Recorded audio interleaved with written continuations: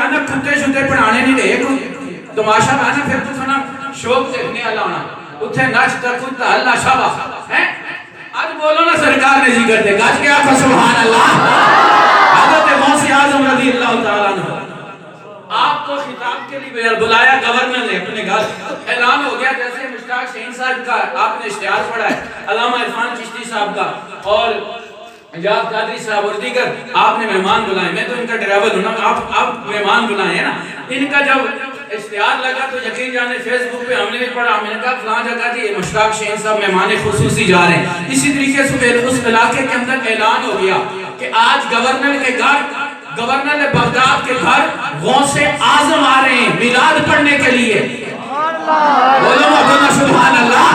میلاد پڑھنے کے لیے حضرت غوث اعظم آ رہے ہیں کائنات کے اندر رہنے والوں اعلان ہوا بغداد شہر کے اندر مصطفیٰ کا نواسہ غوث الغرا آ رہا ہے خطاب کے لیے اعلان ہوا نا پورے علاقے کے اندر ایک گھر ہے اس میں ایک ماں رہتی ہے ایک اس کی بیٹی ہے پیغام پہنچا نا ماں نے کہا بیٹی جلدی جلدی کام ختم کر آج غوث اعظم کی تقریر سننی ہے میلاد کی محفل کے اندر جانا ہے وہ کام ختم کر کے میں اختصار کے ساتھ کام ختم کر کے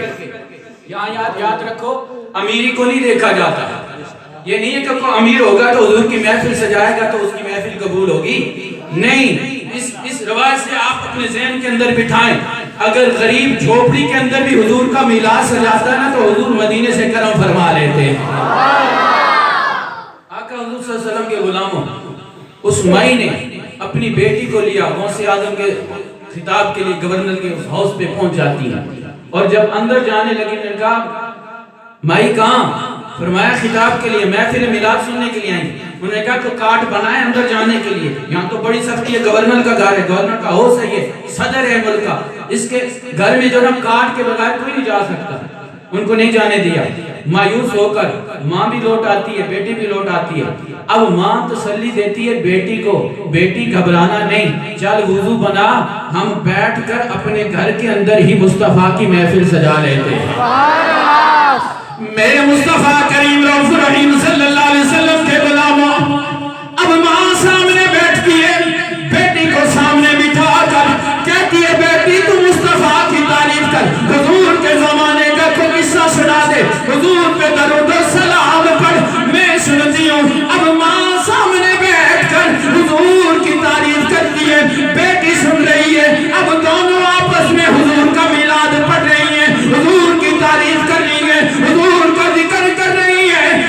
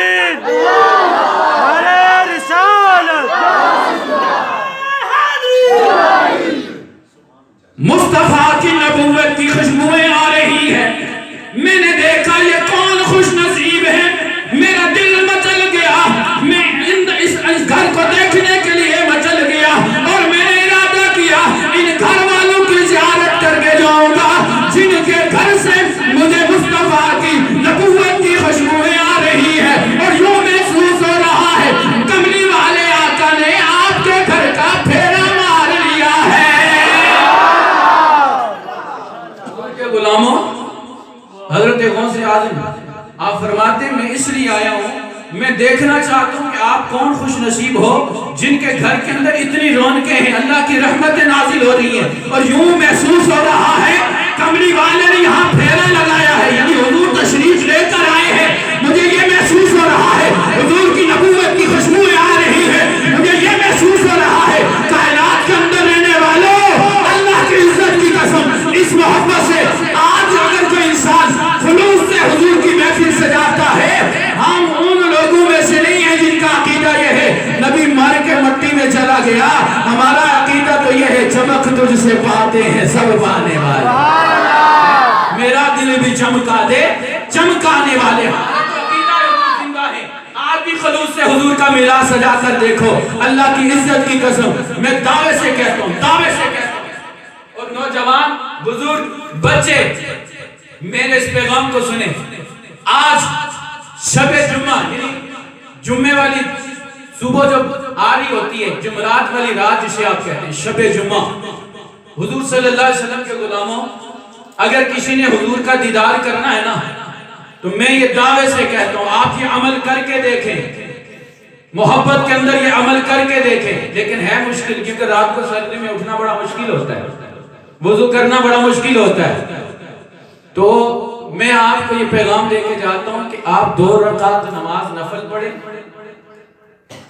نیت یہ کریں کہ اللہ ان نفلوں کے صدقے سے مجھے مصطفیٰ کا دیدار عطا فرما دے، خالصاً حضور کے دیدار کے لیے 2 رکعت نماز نفل پڑھیں، سورہ فاتحہ کے بعد آیت الکرسی پڑھیں 11 مرتبہ، 1 رکعت مکمل ہو جائے گی، دوسری رکعت میں آپ کھڑے ہوں گے نا پھر سورہ فاتحہ آپ نے پڑھنی اور پھر 11 دفعہ سورہ اخلاص پڑھیں اور خالصتاً حضور کے دیدار کے لیے آپ یہ نوافل پڑھیں، 1 دن 2 دن 3 دن، پھر دیکھیں نا حضور گنبد خضرا سے کیسے کرم فرماتے ہیں۔ سبحان اللہ۔ اس لیے سرکار کی بزم سجانے والوں میرے پاس اتنا ٹائم نہیں ہے کہ میں مفتی صاحب کے سامنے زیادہ دیر بیٹھ سکوں اور خطاب کروں، مجھے تو خطاب کرنا آتا نہیں ہے لیکن مفتی صاحب نے بٹھا دیا، آپ کا کرم ہے، آپ کی مہربانی ہے، تو دعا کریں اللہ جل شانہ ہماری اس محبت کو اللہ اپنی بارگاہ میں قبول و منظور فرمائے، اور دعا کیا کریں کہ اللہ نے یہ جو زندگیاں عطا کی ہیں نا یہ حضور کے صدقے سے عطا کی ہے،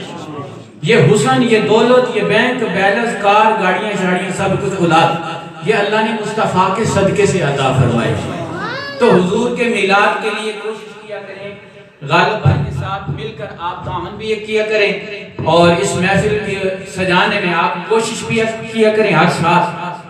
آپ کو پتہ ہونا چاہیے کہ آپ کی مسجد کے اندر محفل ہوتی ہے، مہمان کرام آتے ہیں، علماء کرام آتے ہیں، ثناخوان مصطفیٰ آتے ہیں، لنگر پکتا ہے، آپ لوگ آتے ہیں،